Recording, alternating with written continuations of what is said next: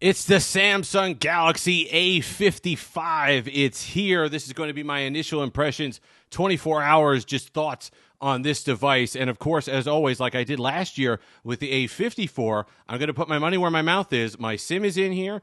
Everything I do, whether it's GroupMe, whether it's WhatsApp, whether it's Instagram, whether it's Twitter, whatever it happens to be, if it's something I would have done on another phone, it will be done on this phone for a solid week in order to get the livability of this device. Because with the A53, it was a disaster. I wanted to throw it out the window. The A54 was significantly better. People didn't want to believe it. But if you actually look at the reviews of people who use that device, the vast majority of those are positive about the A54. And they've taken it a step further now with this A55. Really nice. Now, whether it releases in the United States, I don't know. I know what Samsung said. I've seen, kind of specs that are U.S. specific. I don't know why that would be. It's going to be interesting. I hope they do. I can also see the case why they wouldn't, because when you pick up this device and you hold it, it kind of is exactly like almost the Galaxy S23 FE, which I will do a direct comparison of those two phones together to kind of show the differences there. But if you're looking past the Snapdragon stuff, then design-wise and certainly build material-wise, these devices are quite similar. So I understand maybe why they wouldn't bring it to the United States, given the price point of the S23 FE coming in at $600 and this one at $450. Link will be in the description. You can pick this up, and it does work. It's been working on T-Mobile for me. No issues whatsoever. So you can pick it up on Amazon. Just do be careful. AT&T, Verizon, stuff like that, really not going to work. But if you have Mint, you have Boost or Metro PCS, whoever the MVNOs are for T-Mobile, if they're running on their network, this device will work. The first thing that's going to strike you when you pick it up is the design. The build quality is phenomenal. Last year, we got the glass back.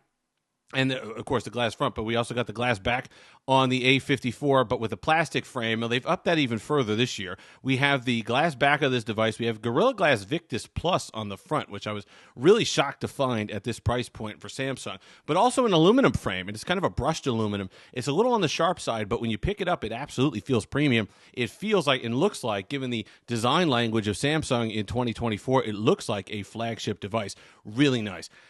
Display, as fantastic as you'd expect. It's still a 1080p OLED display, but 120 hertz, poppy, beautiful, vibrant, all the rest of it. All those things that you'd expect from a Samsung display, except for the S22 Ultra for some reason. It's on this display. Absolutely gorgeous. I've had no complaints about it. So that's something, if you're looking at this. The one thing I did notice, which is a very small thing, but this design element that they had up here where they would put this kind of gold, or I shouldn't say gold, silver reflective ring around the front selfie camera is no longer there. So it was on the S23 FE, it was on the A54, it was on the A53, and it was kind of an odd design element, but they've taken it out for the A55. Not a big deal, but just a small thing. 8 gigs of RAM now, 128 gigs of storage. You can get up to, I think, 512 or at least 256 gigs of storage if you want, but 8 gigabytes does help this device quite a bit. You really gets that increased performance. It caches more stuff. There's more stuff, the more apps that you can have open. The RAM management isn't as aggressive. All the rest of it, you'll be fine with that on this particular device. So those are things that you want to look for. 5,000 milliamp hour battery. It'll get the job done. So far, so good. We'll see over the course of a week how that holds up. 25 watt charging. That's kind of a Samsung limiter at this point, so that's not unexpected. It's disappointing for sure, but it's certainly not something that we would be surprised with a Samsung. IP67 dust and water resistance, so that's something that you at least get a little bit of a bonus there. And of course, the fan favorite is back, micro SD card expandable storage. And that's why when I jumped up and down last week and I said, gee, Samsung really missed an opportunity to put expandable storage on the S23 FE. It would have brought in a whole consumer base of people who were holding out for their older flagship, their S9, their S8, whatever it happened to be, because of that expandable storage is available on the A55. So you can't jump up and down and say, well, they don't offer it anymore, or it's not something that they put on phones and they want to get away with it. Well, nonsense. They still offer it on brand new phones. Is it worth a shot at importing it? If you really love the A line, if you really want to spend like that $450, if you really love Samsung, it is running One UI 6.1, so you're getting the kind of goofy. The one regret I have is that it is running 6.1.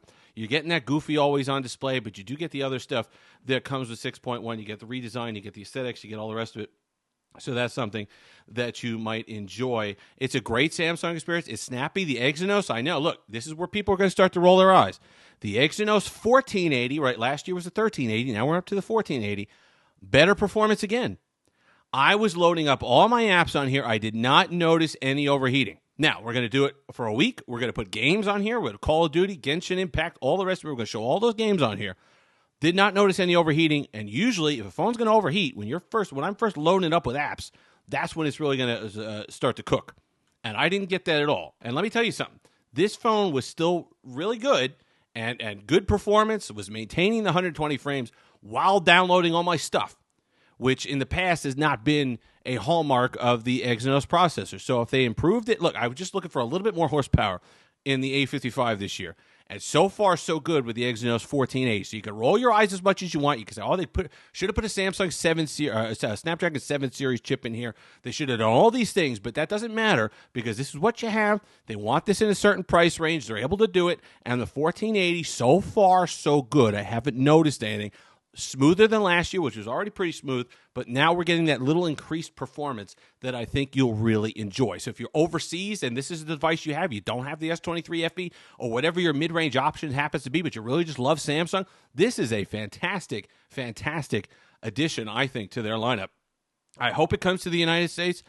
I love the A series. It's what winds up in a lot of people's pockets. That's why we did that video on the A15. We're going to do some follow-ups on that as well. These are the devices that people get, whether it's with Metro or Boost or whatever. You get a carrier deal, T-Mobile. You're paying $0 a month for 24 months or something like that, where you're carrier locked, but who cares because you're getting a pretty darn good device for no money up front. There's lots of things to like about these A-series devices, and the A55 so far seems like a pretty decent addition to that lineup. I've been liking it. Really smooth, really silky. I've had no issues pulling up anything. Multitasking was good. We'll go ahead and throw it up here.